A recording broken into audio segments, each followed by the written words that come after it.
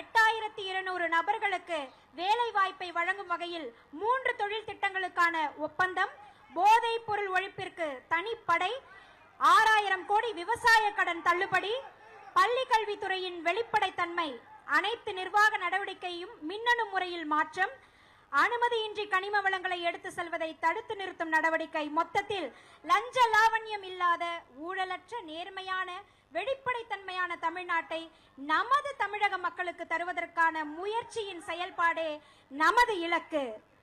அந்த இலக்கை நோக்கிய பயணமே நம்முடைய மாண்புமிகு முதலமைச்சர் அவர்களின் மிகச்சிறந்த பயணம்.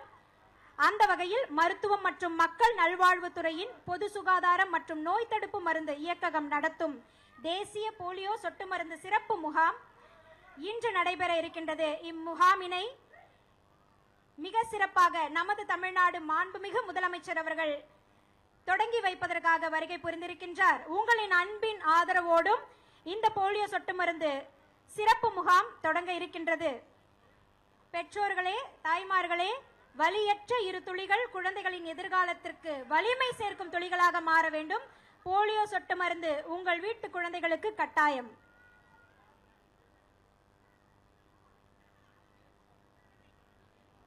இந்த மையங்கள் காலை முதல் மாலை 5 மணி வரை செயல்படும். இதற்காக பல்வேறு ஏற்பாடுகள் செய்யப்பட்டுள்ளது.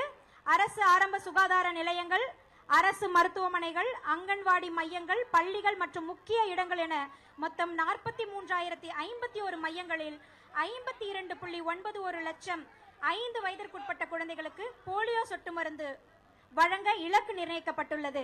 அதன் தொடக்கமாக இந்த தேசிய போலியோ சொட்டு மருந்து சிறப்பு முகாமினை நமது தமிழ்நாடு மாண்புமிகு முதலமைச்சர் அவர்கள் சென்னை பாலவாக்கத்தில் உள்ள அரசு ஆதி திராவிடர் நல உயர்நிலை பள்ளி வளாகத்தில் தொடங்கி வைக்க இருக்கிறார்.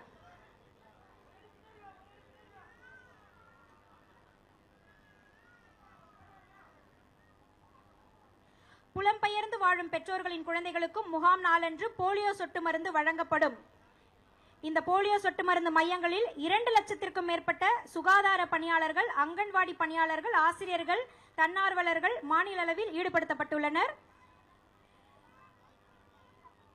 இப்பொழுது இங்கு உங்கள் முன்னால் போலியோ சொட்டு மருந்து முகாமினை தொடங்கி வைக்கும் விதமாக குழந்தைகளுக்கு மாண்புமிகு தமிழ்நாடு முதலமைச்சர் அவர்கள் போலியோ சொட்டு மருந்தினை வழங்குகின்றார்.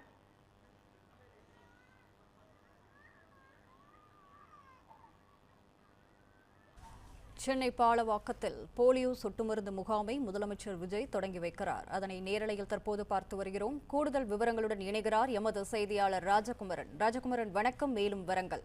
செல்ல குழந்தைக்கு தமிழகம் முழுவதும் போலியோ சொட்டு மருந்து இன்று வழங்கப்படுகின்றது. சென்னை பாலவாக்கத்தில் இருக்கக்கூடிய அரசு பள்ளியிலே தற்போது தமிழக முதலமைச்சர் போலியோ சொட்டு மருந்து வழங்கக்கூடிய அந்த நிகழ்வை தொடங்கி வைத்திருக்கின்றார்.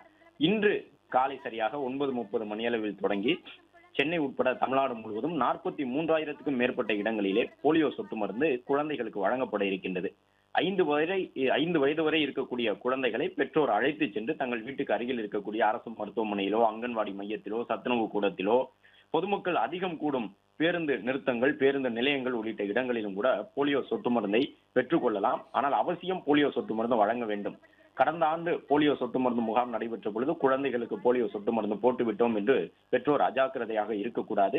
பிறந்த குழந்தை தொடங்கி 5 வயது முடிவடையக்கூடிய அந்த காலகட்டம் வரை செவிலியர்கள், மருத்துவர்கள் பரிந்துரைக்கக்கூடிய அந்த இடைவெளியுடன் ஆண்டுதோறும் இந்த போலியோ சொட்டு மருந்து போடப்பட வேண்டும்.